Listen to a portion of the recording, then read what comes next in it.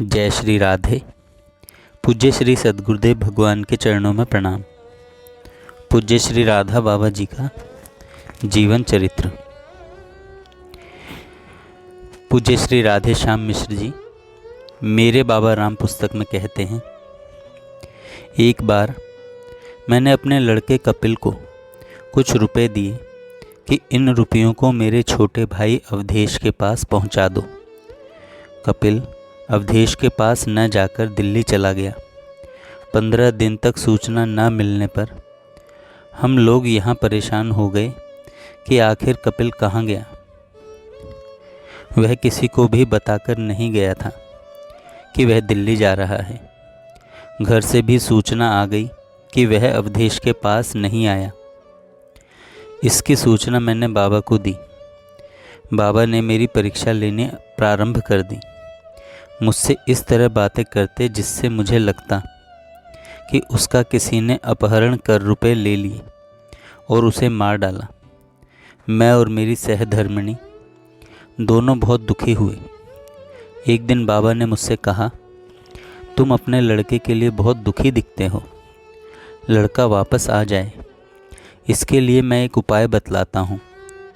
तुम और तुम्हारी पत्नी दोनों सुंदर कांड का पाठ किया करो और भगवान से कहो कि मेरा बेटा वापस आ जाए। पत्नी ने पाठ प्रारंभ कर दिया। मैंने बाबा से कहा, बाबा मैंने भगवान से कभी कुछ मांगा नहीं है, इसलिए इस निमित्त पाठ करके मैं अपना समय व्यर्थ नहीं करना चाहता। बाबा ने कहा, मैं तुमसे यही उत्तर चाहता था।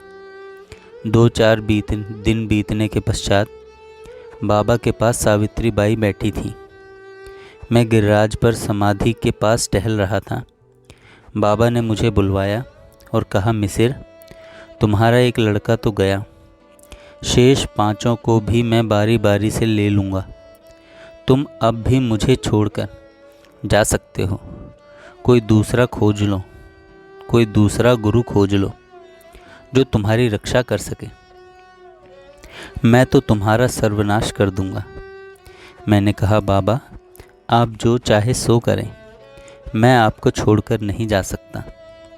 उसी बीच मेरी दादी परमधाम सिधार गई और मैं घर चला गया। घर पहुंचने पर सूचना मिली कि कपिल दिल्ली में है। घर से लौट आने पर बाबा ने जज साहब से कहा, जज साहब कपिल के गायब होने की सूचना जो अखबार में निकलवाई गई थी उसकी कटिंग मिसिर को दे दीजिए।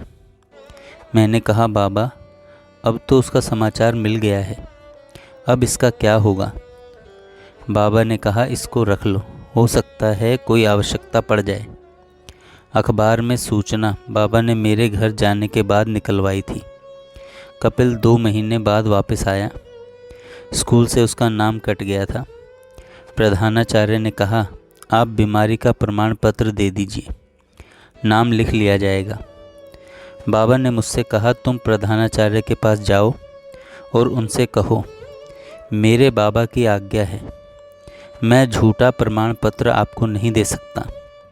मेरा लड़का घर से भाग गया था, यह सत्य बात मैं आपको लिखकर दे सकता हूँ। आप नाम लिखें या ना लिखें। प्रधानाचार्य ने कहा, बड़े सत्यवादी हैं आप। इससे लड़के का 1 साल बर्बाद कर रहे हैं। क्या प्रमाण है आपके पास कि आपका लड़का गायब हो गया था? अगर कोई प्रमाण हो तो इस प्रार्थना पत्र के साथ दीजिए तो नाम लिखा जा सकता है। बाबा ने कहा, वही पेपर कटिंग इसके साथ लगा दो। इससे अच्छा प्रमाण क्या हो सकता है। उस प्रमाण पत्र के देने पर कपिल का नाम पुनः लिखा लिया गया। बाबा ने कहा, सत्य मूल सब सुकृत सुहाय। देखो, सत्य पर अडिग रहने के कारण प्रधानाचार्य को झुकना पड़ा और नाम लिखना पड़ा। इस घटना ने मेरे मन में सत्य के प्रति बड़ी निष्ठा उत्पन्न कर दी और मन में यह भाव पक्का हो गया कि बाबा अंतर्यामी हैं। वे जैसे जैसे कपिल के संबंध में बातें करके मेरे मन में मोह उत्पन्न करते, वैसे वैसे मेरे मन में मोह कम होता जाता। और भगवान के प्रति विश्वास बढ़ता जाता था। संत की यह वाणी चरितार्थ हो जाती। महामोह तम पुंज जासु वचन रवि कर निकर। मेरी बड़ी पुत्री भवानी का विवाह था। बाबा यह जानते थे कि इसके पास रुपयों की कमी है। मेरे हिसाब से मेरे बजट में 3000 रुपये की कमी आ रही थी। मैंने पोस्ट ऑफिस में सावधि जमा खाते में 2000 रुपये जमा कर रखे थे, जिसके साल भर के बाद 2700 रुपये मिलते।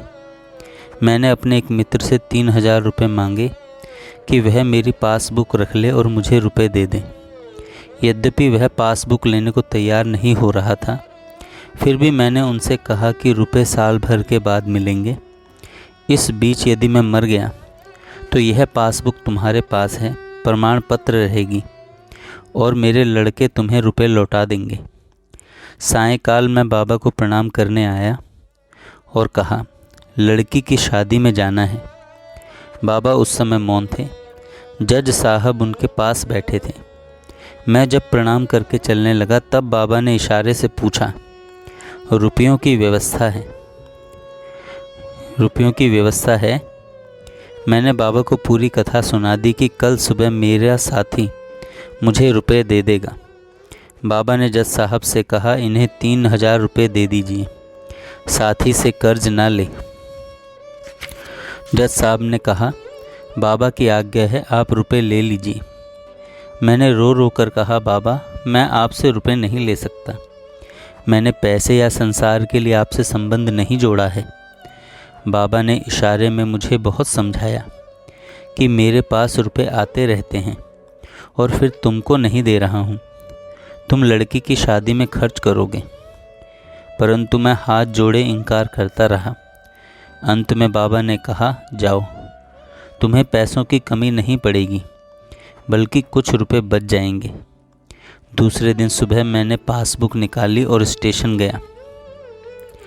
वहाँ मेरा मित्र रुपए लाया था। जब पासबुक पुनः खोलकर देखी तो वह मैच्योर हो गई थी और उसी दिन रुपए निकाले जा सकते थे। मैं और मेरा मित्र दोनों आश्चर्य में पड़ गए कि यह क्या। मेरे मित्र ने मुझे फटकारा कि तुम इतना भी नहीं देखते हो कि रुपए कब मिलेंगे। मैं उसे क्या उत्तर देता? मैं तो किसी और जगत में था। कल की अपरिपक्व पासबुक आज परिपक्व हो गई। यह क्या है? सायंकाल मैंने बाबा को बताया कि मुझे कर्ज नहीं लेना पड़ा, मेरी पासबुक मैच्योर हो गई थी। मेरा मित्र रुपए लाया था, वापस ले गया और मैंने पोस्ट ऑफिस से रुपए निकाल लिए। अब मुझे रुपयों की कमी नहीं है। जब मैं प्रणाम कर चलने लगा तब जज साहब ने बाबा से कहा, बाबा मिसिर जी के लड़की का विवाह 26 जून को है और मानसून 15 जून से प्रारंभ हो जाता है। कहीं बारिश होगी तो इनको परेशानी होगी। बाबा ने कहा, विवाह के दिन थोड़ी बूंदाबांदी होगी, बारात विदा होने के बाद वर्षा होगी। ठीक ऐसा ही हुआ। विवाह के दिन जैसा सुहावना मौसम था, आज तक घर के लोग जो पांव पूजन करने के लिए बिना जल के रहते हैं, भूलते नहीं। किसी को प्यास सताई ही नहीं। मामूली बूंदें भी दिन में पड़ती थीं। बारात विदा होने के बाद बड़ी तेज़ वर्षा हुई। जो मेहमान आए थे वे नहीं जा सके। घर वाले एवं रिश्तेदार जो भी आए वे बाबा की जय जयकार कर रहे थे। मैं तो अंदर ही अंदर अति आनंदित हो रहा था कि मुझे नर रूप में हरि मिल गए हैं। मुझे नर रूप में हरि मिल गए। बाबा सायंकाल पनियाले पेड़ के नीचे बैठते और कुछ उपदेश करते।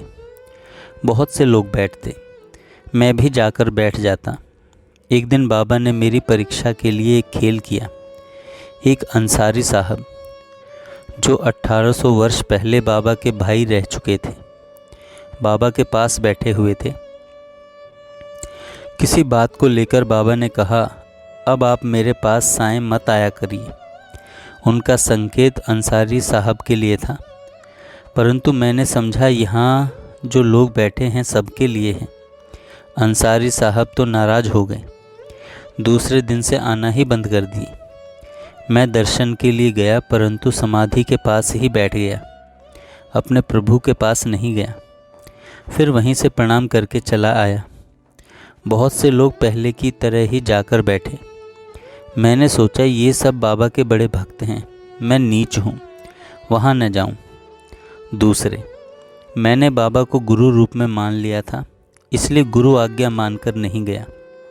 दूसरे दिन फिर मैं पहले की भांति समाधि के पास बैठकर जप करता रहा। थोड़ी देर में एक आदमी भेजकर बाबा ने मुझे बुलवाया। मैं दौड़ता हुआ गया और उन्होंने अपने पास बैठने को कहा। दूसरे दिन सवेरे मुझसे बाबा ने पूछा, तुम शाम को रोज आते थे, अब क्यों नहीं आते? मैंने उस दिन की आज्ञा निवेदन की।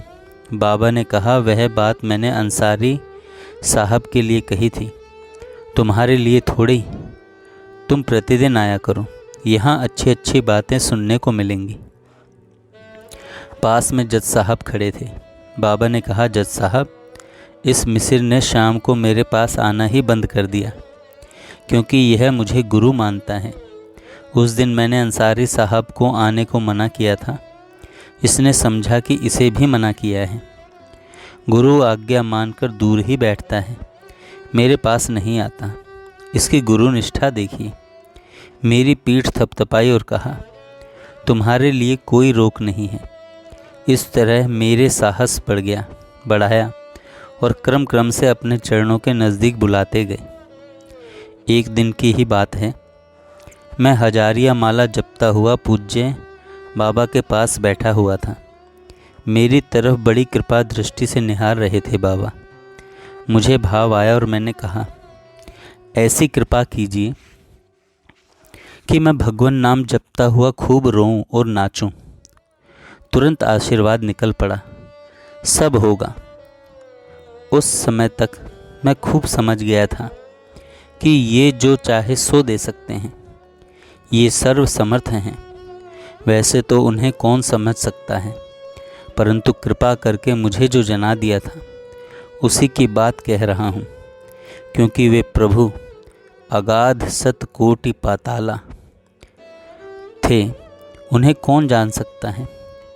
मेरे समान बड़भागी संसार में कौन होगा। जितनी दया करते थे उतनी कोई कर ही नहीं सकता। मिसिर उदास हो गए और प्रभु सहन कर लें। मिसिर उदास हो जाएं और प्रभु सहन कर लें, संभव नहीं। हजारिया माला लेकर जाता और जपता रहता। एक दिन बीच में तुरंत स्टेशन जाने की बात आई। बोले, रख दे माला, फिर आकर पूरी कर लेना। जितना जपा उस पर निशान लगा दें। थोड़े ही दिन में हजारिया माला घर पर रख देनी पड़ी, क्योंकि अब तो मेरे दिन लौट आए थे। अब तो मैं उनका सेवक बन चुका था। अब तो वे मेरे मन में इतने रम गए थे कि माला बाधक सी लग रही थी। बाधक इसलिए हो गई कि तन भी सेवा में लग गया और मन भी। तन भी सेवा में लग गया और मन भी। जय श्री राधे। जय श्री राधे। पूज्य श्री सद्गुरुदेव भगवान के चरणों में